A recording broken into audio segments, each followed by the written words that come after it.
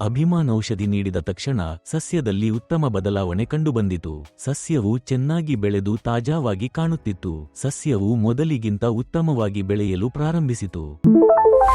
ನನ್ನ ಹೆಸರು ನಾಚನ್. ನಾನು ದಿಂಡಿಗಲ್ ಜಿಲ್ಲೆಯ ನಾಥನ್ ತಾಲ್ಲೂಕಿನ ಕುಟ್ಟುಪೆಟ್ಟಿ ಪೋಸ್ಟ್ ಪ್ರದೇಶದವನು. ನಾನು ನೆಲಗಡಲೆ, ಹತ್ತಿ, ಟೊಮೆಟೊ, ಮೆಣಸಿನಕಾಯಿ, ಬದನೆಕಾಯಿ, ಹಾಗಲಕಾಯಿ, ತೆಂಗಿನ ಮರ, ಮಾವಿನ ಮರ ಮುಂತಾದ ವಿವಿಧ ಬೆಳೆಗಳನ್ನು ನಿರ್ವಹಿಸುತ್ತಿದ್ದೇನೆ. ಮೊದಲು ಸಸ್ಯಗಳಲ್ಲಿ ಸುರುಳಿಯಾಕಾರದ ಸಮಸ್ಯೆ ಇತ್ತು. ಹೂವುಗಳು ಸರಿಯಾಗಿ ಬರಲಿಲ್ಲ. ಸಸ್ಯಗಳು ಸಹ ಆರೋಗ್ಯಕರವಾಗಿ ಕಾಣಲಿಲ್ಲ. ಬೆಳವಣಿಗೆಯೂ ಸರಾಗವಾಗಿರಲಿಲ್ಲ. ಅದರ ನಂತರ ಅಭಿಮಾನ್ ಔಷಧಿಯನ್ನು ಬಳಸಿದ ತಕ್ಷಣ ಸಸ್ಯದಲ್ಲಿ ಉತ್ತಮ ಬದಲಾವಣೆ ಕಂಡುಬಂದಿತು. ಸಸ್ಯವು ಹೊಸದಾಗಿ ಬೆಳೆಯಲು ಪ್ರಾರಂಭಿಸಿತು. ಬೇರಿನ ಬೆಳವಣಿಗೆ ಎಲ್ಲವೂ ಉತ್ತಮವಾಗಿದೆ. ಅದರ ನಂತರ FL77 ಔಷಧಿಯನ್ನು ನೀಡಿದ ನಂತರ ಹೂವುಗಳು ಮತ್ತು ಚಿಗುರುಗಳು ಚೆನ್ನಾಗಿ ಬೇರು ಬಿಟ್ಟಿವೆ. ಇದಕ್ಕೂ ಮೊದಲು ಕೆಲವು ಸಸ್ಯಗಳು ತುಂಬಾ ದುರ್ಬಲ ಸ್ಥಿತಿಯಲ್ಲಿದ್ದವು. ಕೆಲವು ಸಸ್ಯಗಳು ಸುರುಳಿಯಾಗಿ ಒಣಗಿ ಕಾಣುತ್ತಿದ್ದವು. ಅವುಗಳ ಬೆಳವಣಿಗೆಯ ಮೇಲೂ ತೀವ್ರ ಪರಿಣಾಮ ಬೀರಿತು. ಆದರೆ ಈ ಔಷಧಿಯನ್ನು ಬಳಸಿದ ನಂತರ ಅದು ಈಗ ನೀವು ನೋಡುತ್ತಿರುವ ಹಂತವನ್ನು ತಲುಪಿದೆ.